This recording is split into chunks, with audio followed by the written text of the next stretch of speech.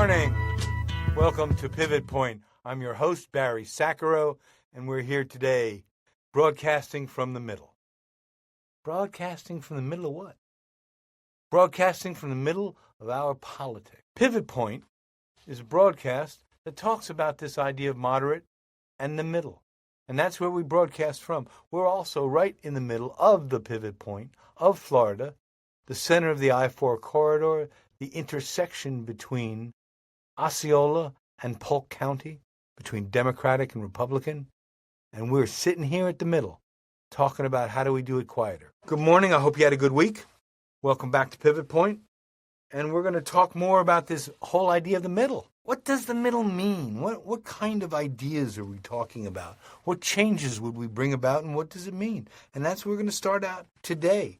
What is the middle? What does that concept mean? It means somewhere close to where everyone is.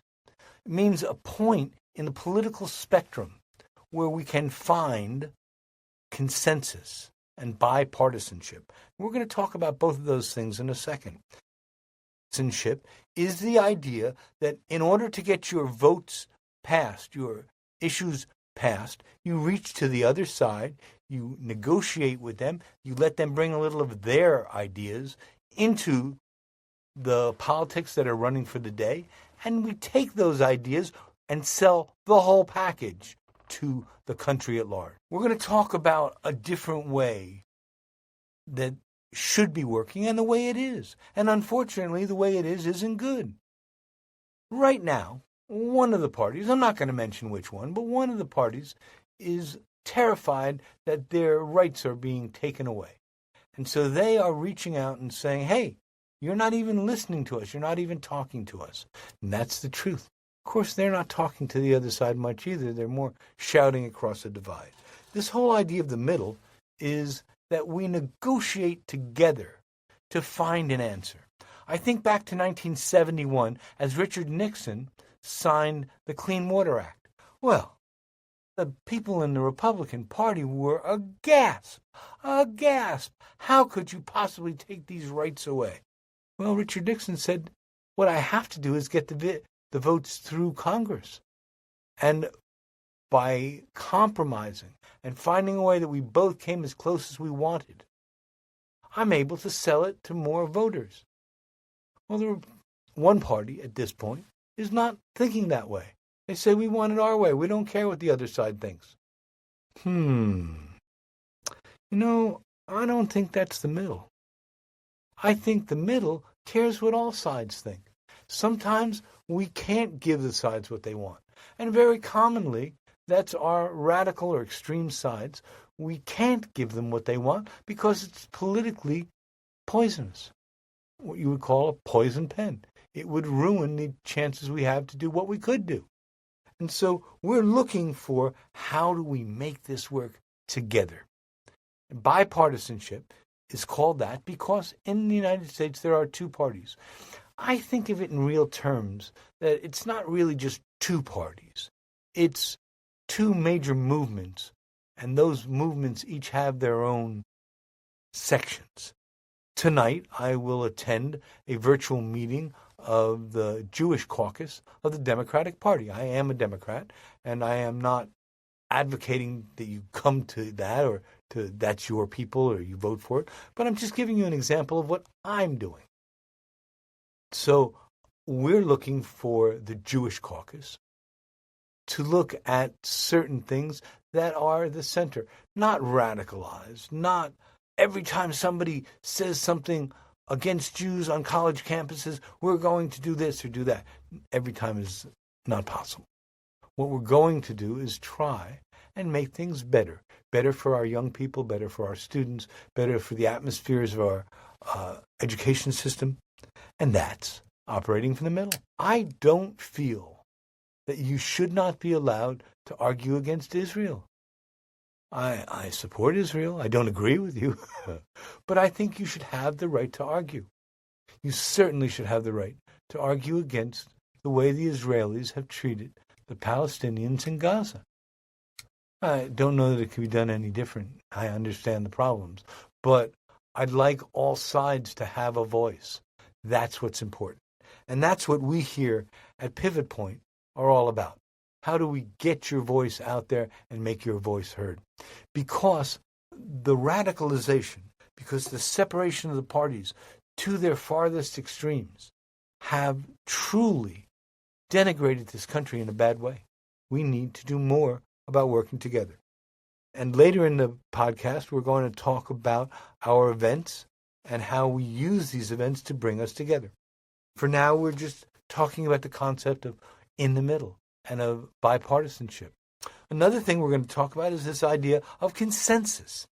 Bipartisanship is the major parties say this is what we want in order to allow the bill to go through, and then they're responsible for bringing their members in. Consensus means everybody talks about it, and we come up with an idea that we all agree to. I come from an organization that's a non-organization, actually, called the Rainbow Family, and their efforts require consensus. If you can picture sitting outside in the hot sun with 50 hippies in a circle, trying to figure out what everybody's going to agree to, I can tell you that's a tougher process than bipartisanship. Bipartisanship is easy compared to that. So this idea of consensus, of finding a medium that everybody can agree with, well, that's a dream. And I don't think we actually have to accomplish that. But operating from the middle, I think we do. And I think we do because of the danger we face. I want to tell you that I am genuinely worried.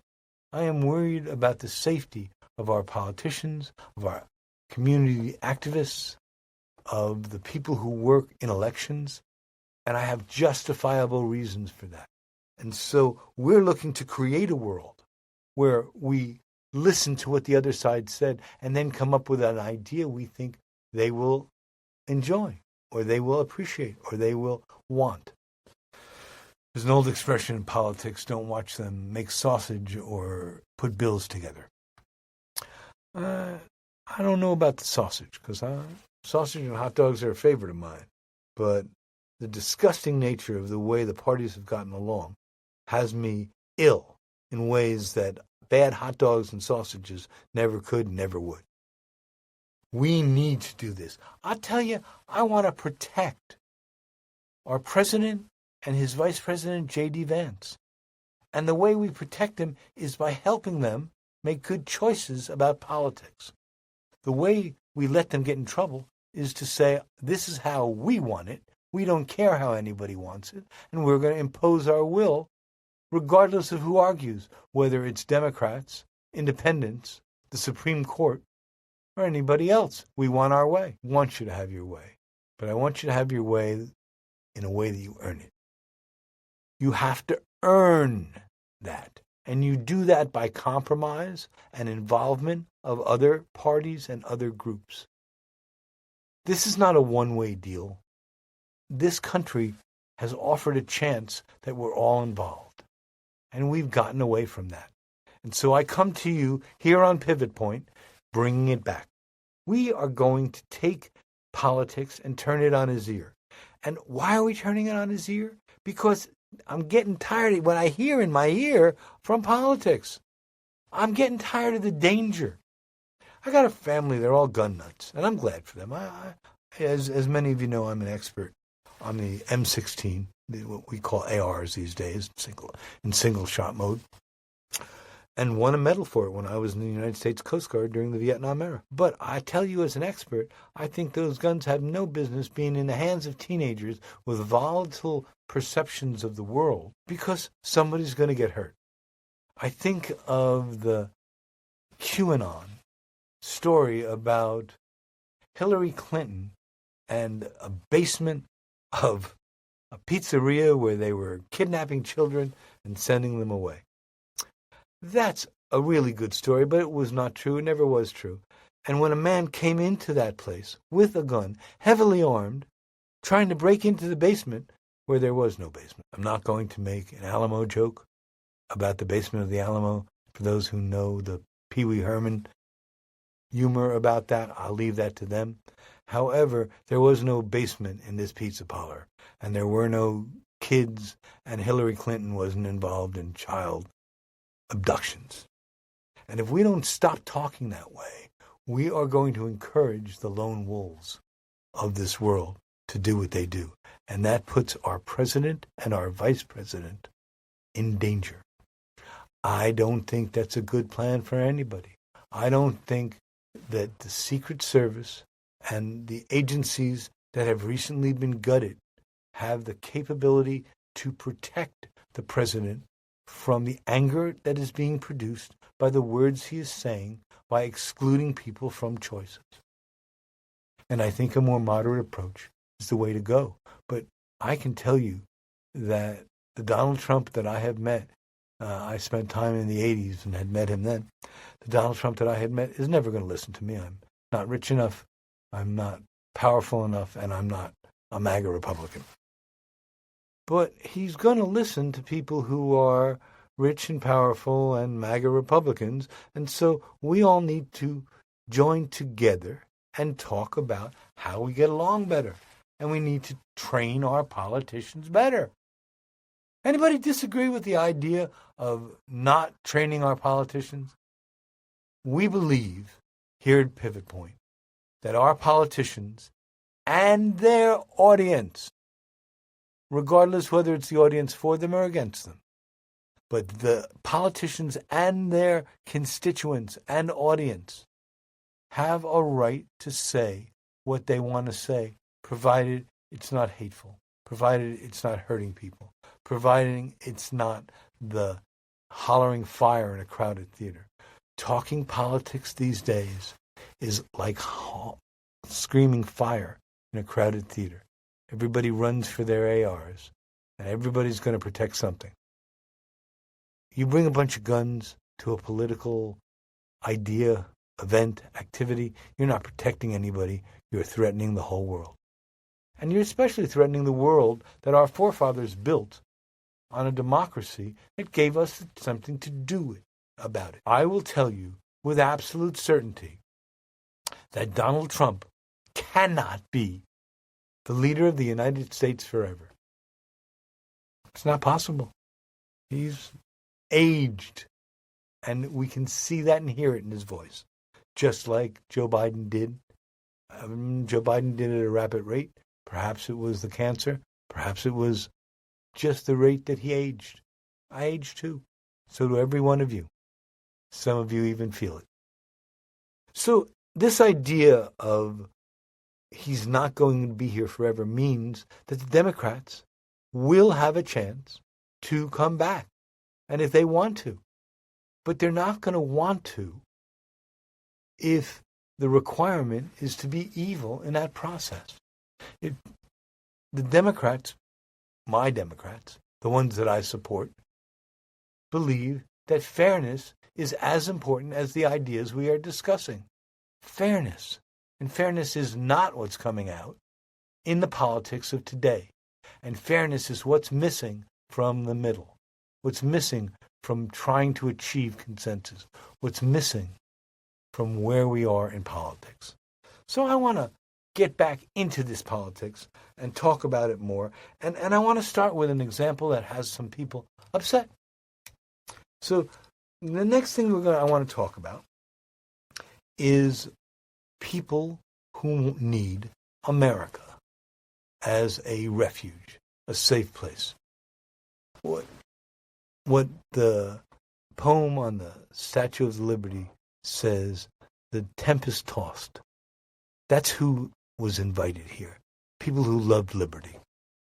And so, as the children of immigrants, actually the grandchildren of immigrants and beyond, that's what I want. And I want it for everybody. The Afrikaners, who the Trump administration has said to the exclusion of every other group attempting to come to the United States, except certain wealthy and powerful people, has asked for asylum. Wow. Asylum against the country that they came from, that they built and took away from people. And to this day, much of that country is still in the hands of those white Afrikaners. And they are saying, well, the government's coming for us, and they're taking away our this and our that, and we want to come to the United States. in an emigration status where we can live. And what do I think of it? First of all, I want to start with where we are.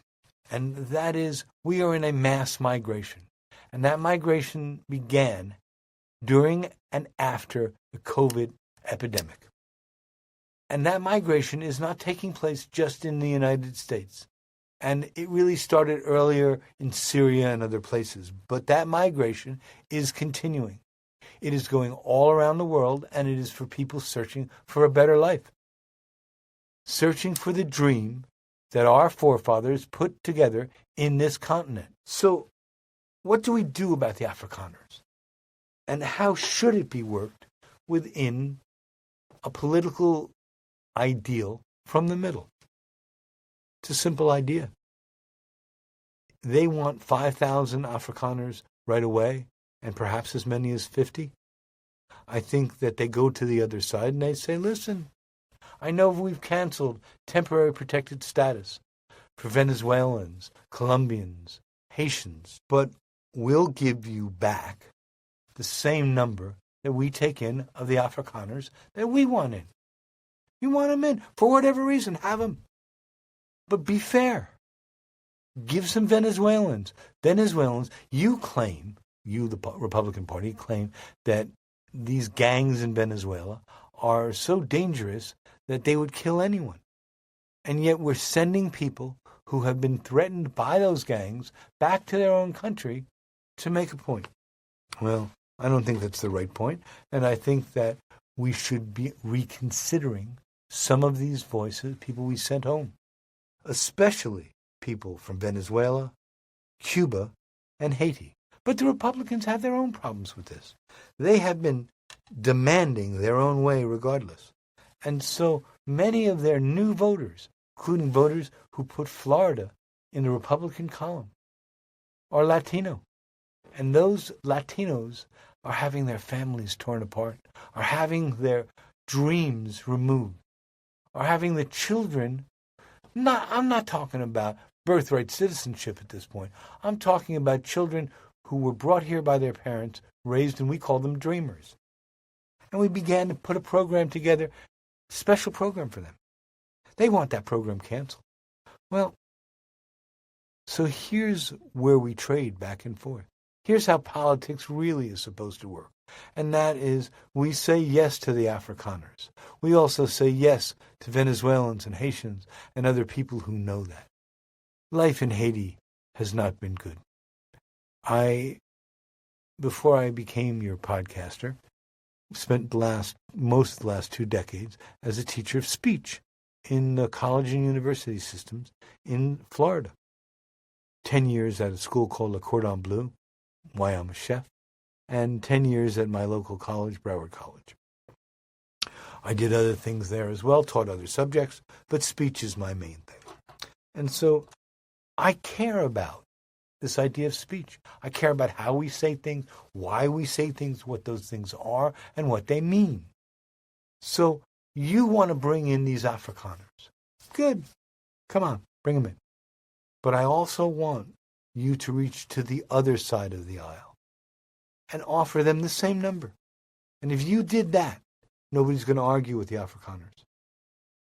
And the fact that you felt that they are deserving and other people don't wouldn't matter as much if you were reaching out and letting people keep their temporary protected status who really need it.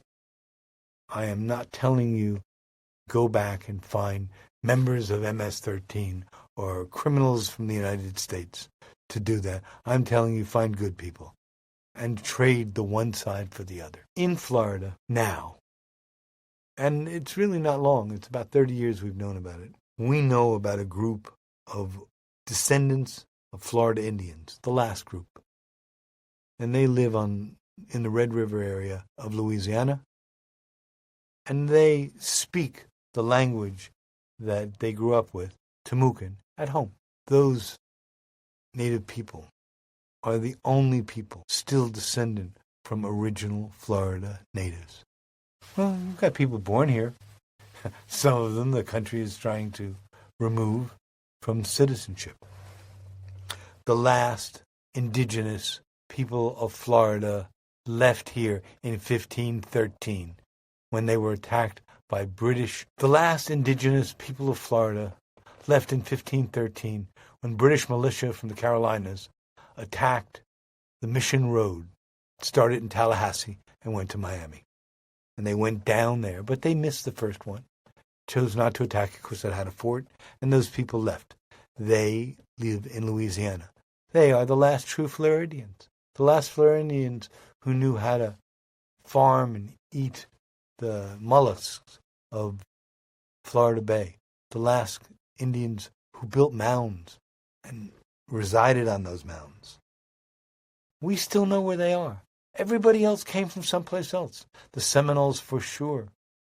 The growth in Florida after the Second World War, the growth in Florida in the 1970s. My goodness, these are entirely different places. I remember the Florida that I came down to in the early 70s, looking at the construction of Walt Disney World and saying, oh my God, what is happening here? But it was the same thing that happened in California on the outskirts of Disney. And Florida was growing and is growing. Well, it wasn't until the last few weeks. In the last few weeks, the Florida is starting to shrink. You say, well, it can't be really shrinking. There are still houses being sold and people moving here.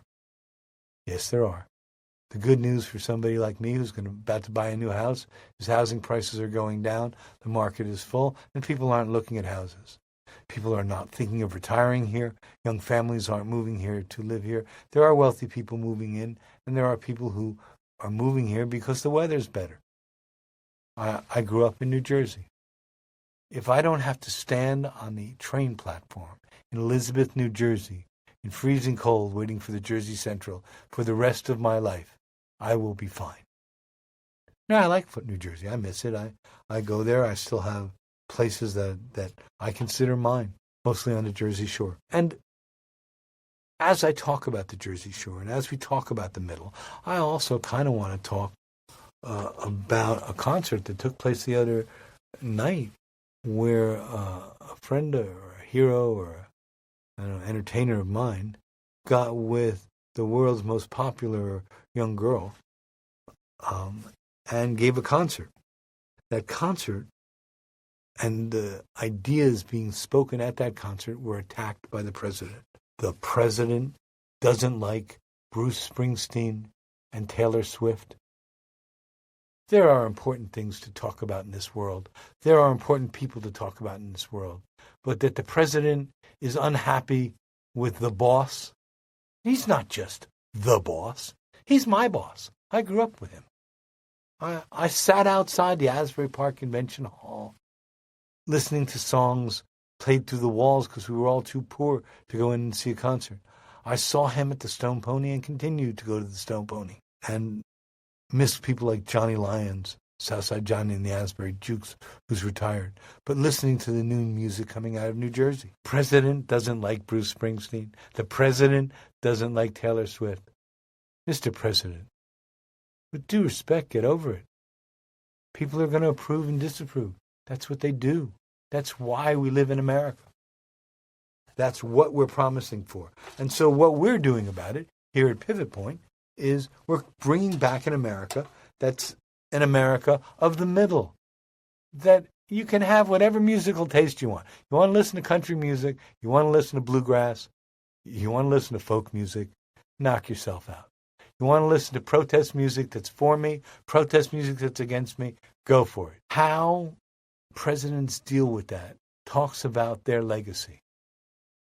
Ronald Reagan didn't sweat over who didn't agree with him in his radicalized policies, and many people didn't. But he went at it in a friendly manner, and that's the middle. When you're operating in an unfriendly manner, threatening people, I don't know how many of you heard this, but the Attorney General of the United States, warned people that if you called the president bad names, she would arrest you. And if you call the president bad names while you're out of the country, as both Bruce and Taylor are, both on billion-dollar tours. If you are coming from out of the country, when you come back in and you call the President of the United States the Clown Prince or whatever, she's going to have you arrested. She's going to have me arrested for what our forefathers fought and died for the rights that people like George Washington and Sam Adams and Thomas Jefferson gave their life for, the rights that many people believed the Civil War was fought over. Whose rights were more important? This is the middle, and this is what we want, and this is what we're going to demand. And if your people, whoever you follow, aren't doing that, it's your obligation to participate in democracy by telling them that. It's what I do. I get to talk to politicians. And so as we continue on, the next thing in line is not just the president or vice president. It's all of the politicians.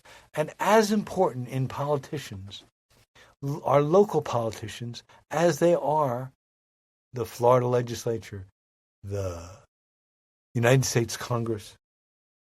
All of these people have a role, and we have a role in electing them. And if they behave great, we keep electing. I want to talk about where I come from and a little of the politics there. So we talk about what's the middle and what's the extreme. My town, where I was raised in from age 2 until I left for the United States Coast Guard during the Vietnam era, Union, New Jersey, was settled by Germanic farmers from Connecticut and originally called Connecticut Farms. Revolutionary War battles were fought there. It's a place settled for a long time, settled by the Dutch, taken over by the English, and on and on. Some of New Jersey even has pieces that are outside of that. I was stationed during my time in the United States Coast Guard in Cape May. In Cape May, they have hotels there that still own and have slave quarters. Of course, there's no slaves. But even New Jersey, a democratic state for the most part, we do elect Republicans in New Jersey, or did. I say it did because I'm not there anymore, and I'm not electing them. I elect people in Florida. We elect Republicans and Democrats in Florida.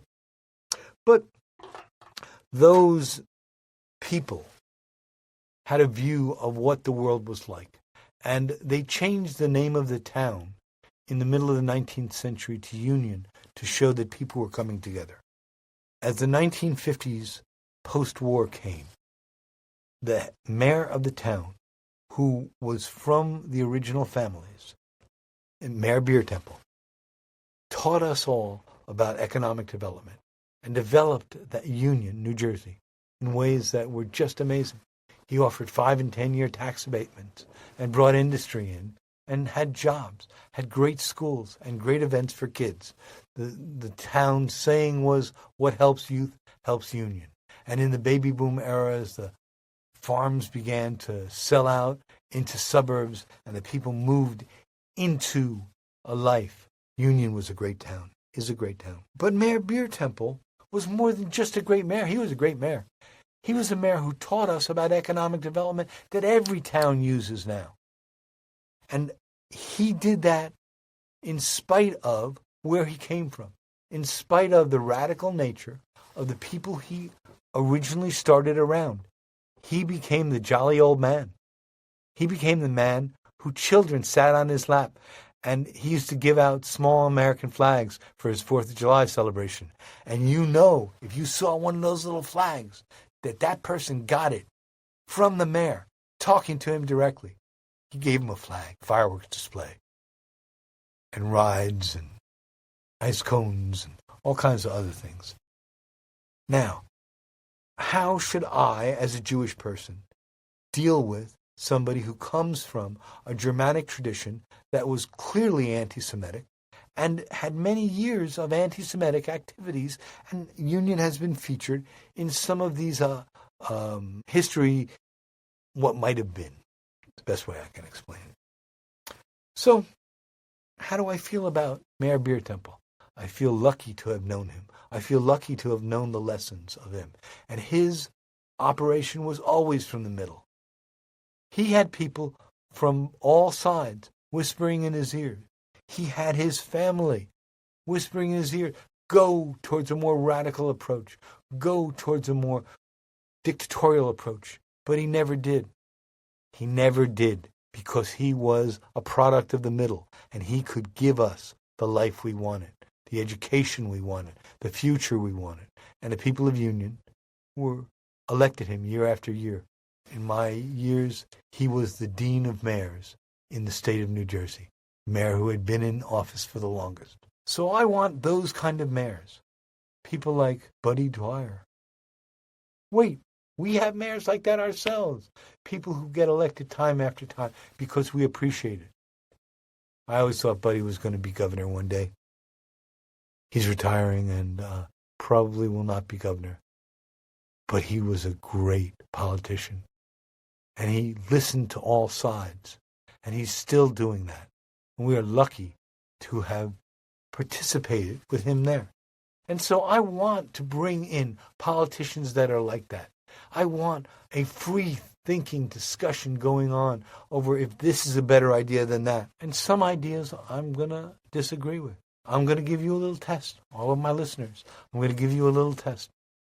Where do you think I stand on burning books? On holding back education? Where do you think I stand? Oh, how shocking. I'm a college professor who didn't get educated until his middle years, and I know how valuable those books are. And I know the difference between what I agree with and what I don't. And I'm not afraid to read something because it might disagree with a thought that I'm not supposed to have. In fact, I want to read all sides. And that's what all sides want me to do, don't they? Well, they want me to read their side. So, looking at our example of the South Africans, the next question is, what are we going to do about a couple of groups that heavily affected Florida?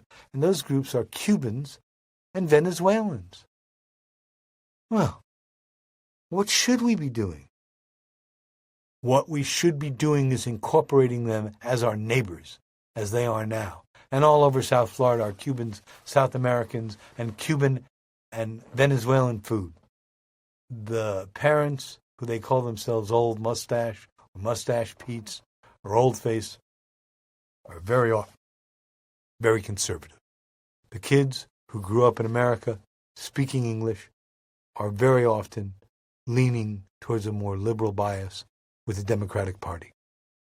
Sometimes the parents and kids get together, sometimes they don't. But the canceling of the temporary protected status of people who had not yet gotten citizenship and sending them back to Cuba. No power, no food. It's a beautiful island. Wonderful people. I know that because the second most populous place of Cubans is Florida. And I have been very lucky to have Cuban friends. Very lucky. So I want this to be the escape. I want this to be where a Cuban gets to go if the government is bad. A Venezuelan gets to hide. But that happens in a certain way. The original plan was few people were trying, and so we were there. And yet, in that time, between 1870 and 1920, those 50 years, 2 million immigrants settled in the United States and made us a better country. And now I want the same thing. Even though some of those people were born speaking Spanish, even though my neighbors are not the same ethnicity, the same religion, the same feelings that I have, I want those neighbors. I want that diversity. This is not, I'm trying to bring back DEI, which is if you were a member of a diverse group who wasn't treated right, we're trying to treat everybody a little better now. That's a noble idea. That's a good idea. That's an idea that we take and hold for ourselves as a standard to judge against. Our politicians have to not only give us the politics that are right, they have to give us the politics that are fair. The politics of fairness is the politics of the middle. Or the politics of the middle is the politics of fairness. It's the same thing. I agree with people who feel the government is bloated, that they have too many employees, many of whom don't work hard. I have no problem with that. But to go through in a matter of weeks and arbitrarily fire hundreds of thousands, literally probably millions of people, unemployed, for no better reason than they didn't want to make rich people pay for them. Budgets in the years before Trump got elected and after Trump was unelected talked about protecting. They were not trimming the bureaucracy in the right way either. I would have liked to have seen more trimming. I think all of us would. But to do it the way that Doge went out and did it, for me as a promoter, great, because they sent a whole bunch of community activists out into the street looking to turn over the government, who they're mad, stole their job for no reason. And I agree with that. I want hefty protection. I want protections by government employees. I want them to watch what's going on. I want the food I eat and the water I drink to be safe, the air I breathe. And that takes a bureaucracy. That's what it takes. Too bloated? Okay, good. Let's trim it. Trim it is not destroy it. And if you think that I would like to fly into Newark Airport right now with what's left after Doge got through with it, I don't. And I love Newark Airport. It's my home. So we're going in and we're talking about what is the moderate way to look at it.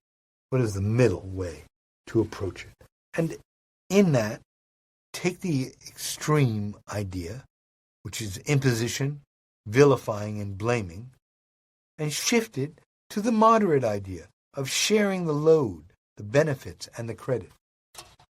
Oh my goodness, what a crazy idea. So you would thank the other side for participating in a bipartisan or consensus-based action? Yes, of course. Of course. I want reasons to support Republicans. I look for reasons to support independents and people from third parties. I want them to do the right thing, and so I'm going to be here every step of the way. And now we have to start to take back. As I told you earlier, I guarantee the Democrats will come back. I guarantee it. I can't guarantee when, but I guarantee that. And I guarantee that because the way that the Republicans are acting is for sure pissing people off. That's what it's doing. It's making people angry. The Doge put probably as many as 2 million people onto the streets to stop the action of this extremist government. 2 million activists. Man, I think of war movies where the one side looks at the other side's equipment and says, man, if I had those planes or those tanks or those soldiers, what I couldn't do. 2 million activists, man, that's a lot. So if you were one of the people who was hurt by Doge and you feel that government, the way it's being run, isn't the right way, we look forward to you joining us. The same as we ask people like veterans and faith community and educators and to join us. The same as we ask Democrats, independents, and Republicans. Join us. We're not going to speak about what we believe.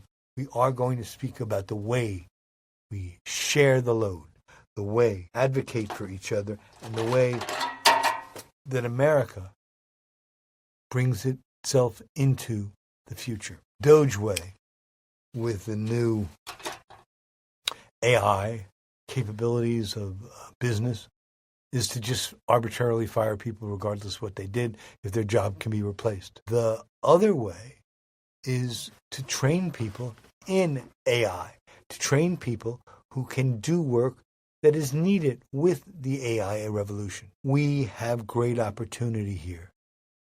I think the president bringing back some manufacturing, well, that's great. I think the last president bringing back some manufacturing, I think that's great. I don't want to work in a manufacturing plant. I want to be a podcaster. And this is what I want.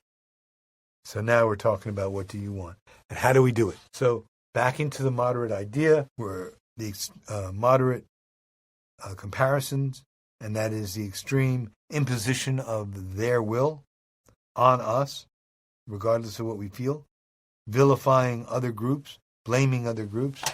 And if the only way you can win is by cheating and lying, you're in the wrong contest. And when politics are run by people who openly lie, and what they call alternative facts means you are cheating. These acts where the reapportionment is different for Democrats and Republicans, that's cheating. When you hold back a bill or a person at that time, that's cheating. And if you have to cheat to win, go play a better game. Because in America, we're going to make it a fair and level playing field, eventually, one hopes. And that level playing field is where we succeed from. And that level playing field here in Central Florida is great opportunity, where we have wonderful things and wonderful rural communities and urban communities and suburban communities. We can make this the world we wanted if we believe it. And if you believe that you can be a moderate, even if in the past you've spoken negatively about them, even if in the past you've spoken about groups and ethnicities and people who are different than you, and now you think that's not the right thing, join us. Join us and participate. So when I say join us, part of what you can do is listen. Part of what you can do is talk to your friends. Tell them to listen too. Part of what you can do is begin to be more astute and more aware of what the political process looks like and not stand for lies and cheating. I don't think that's a bad goal at all. And I think that we, of the parties, as I tell you, I am a Democrat, but Pivot Point is for Democrats, Republicans, and Independents, and I expect Democrats to talk to Democrats about how things should work, Republicans to talk to Republicans, Independents talking to Independents. And so I call upon you to join me at my events, and I call upon you to participate with us in the Pivot Point events that are coming, and I want to talk a little about what we're doing. But first, we're going to start with a little bit of an ad, and that's if you want to participate in what we're doing, please write to us at pivotpointcentralflorida@gmail.com for general discussion or offerings of governance or suggestions of locations, especially locations. Looking for locations to have our events. Pivot Point also has the Pivot Point bizfl@gmail.com for if you want to find out about sponsorships or advertising or other things. So again, Pivot Point Central Florida at Gmail and Pivot Point bizfl@gmail are your gateway to get in and talk about it. I cannot run a big event by myself. I'm going to need some help. And I have people who will help me, and I have people I can hire. But what I want is you. And I want you to help me plan the events. So let's build this a little bit together. Okay? We'll leave the world migration and changing the way that people behave, and let's move over to planning our next event. We're trying to aim for about 5, maybe 6 weeks away, and we're going to need some help.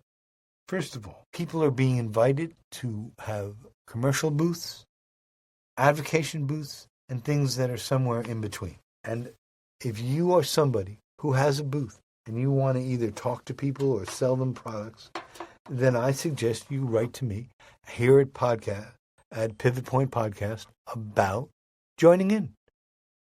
If this is your field that you care about, jump in, man. Come on in. Tell us, this one goes here and this one goes there. 2 aisles, not 4. Your ideas are going to help us all. I am an award-winning event promoter, so I've got some experience in this, but now I want to hear what you think and how your consensus puts this event together. Governance. Governance is how we run things. And so you can write to me and say, listen, I want to help run the whole show. I want to help be ticketing. I want to help do the food. And so that's governance. It's how we do it. We see that often in homes where seniors live. And the seniors now retired get into the governance of their HOA or community organization. They run for president of their building. All of these things because they understand politics. And a lifetime of being around politics has taught it to them. That's governance. Policies. Okay. So what do you have to do to join? What's the main point? What you have to do is behave nicely. Yes, I know that can be hard. No hatred, no blaming. Argue about concepts, policies, and things to vote for, not people. Don't attack people. Now, what are we going to do when people speak against each other? Well, we're going to have a trick that you're going to see it. We're going to sit down and listen to politicians, and if they start to lie, or they start to attack people, they start to blame a group to create this, we're going to stand up and give them our back until they stop. And if they want us to listen to them and face them, we're going to do that. But if they're going to attack our neighbors, our friends, our families, then we're going to protect them. And we protect them by turning our backs on the politicians during their speech. That's not a bad policy. And it's not dangerous, and it's not unfair, and it's not quiet either. That speaks very loudly to a politician. So the other thing is policies on advocating. Some places are don't talk politics. Don't offer this, don't offer that. We specifically want you to tell us what you want. We want a booth. If you have an organization, bring a booth out, a little table, sit and talk to us, give us some of your flyers and brochures. You want to bring some people in, we're glad to have you do that. You have a booth and you want to put a speaker up there, we're game. We can do that. You want to have somebody who's sitting in the areas that are for discussion so that they can advocate in these discussions for that group, great. All of these are possible, and we are offering them to you at no cost or virtually no cost. One of the reasons that I want to get everybody started is because there are some costs. And so some of these costs will have to be borne somehow. If we do have costs, the basis of that should be the vendors and the sponsors. If you want to sponsor us, great. And when we get to the point that we're at zero, we'll be happy to be at zero. Until then, the booths will be offered at cost, at whatever it costs us to produce. No profit, no nothing, just the vendors share in the costs, and we take it from there. You want to be one of those people making that decision. You want to be one of those people looking at vendors.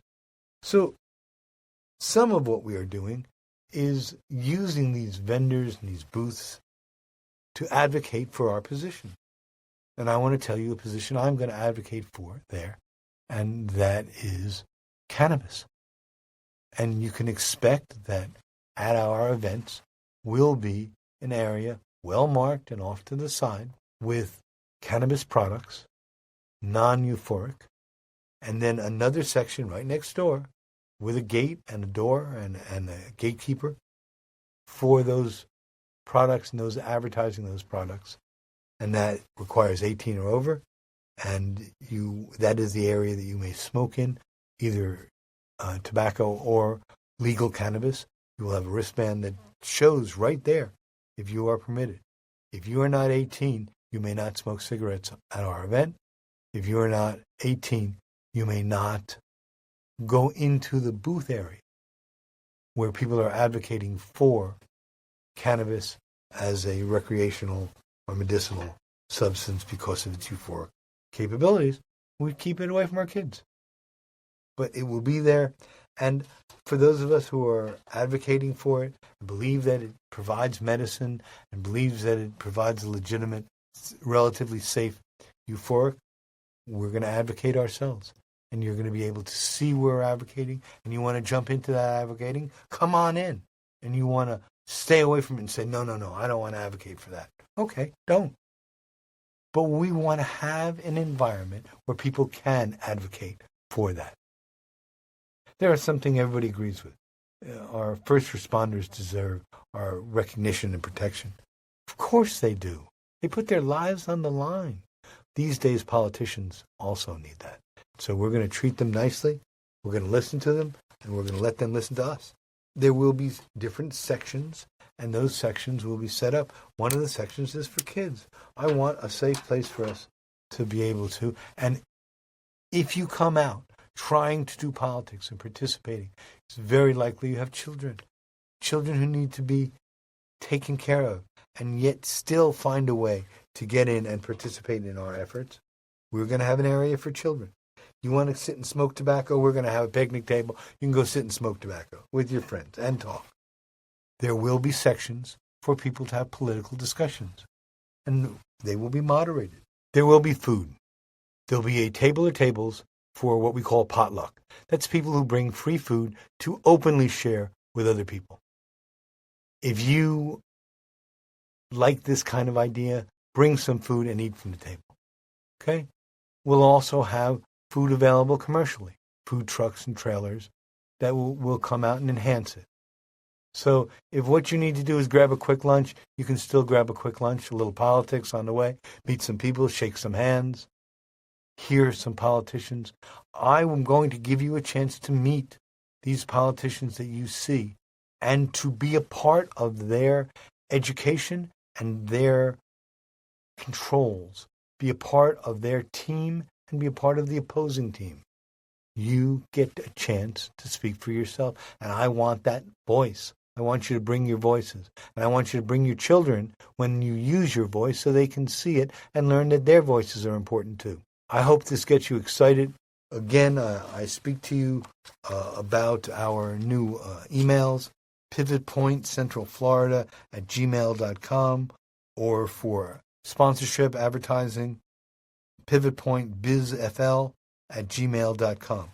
Have a wonderful day. Thank you all again. This is Barry Sacharow. We're signing off Pivot Point today, and you just be good to each other.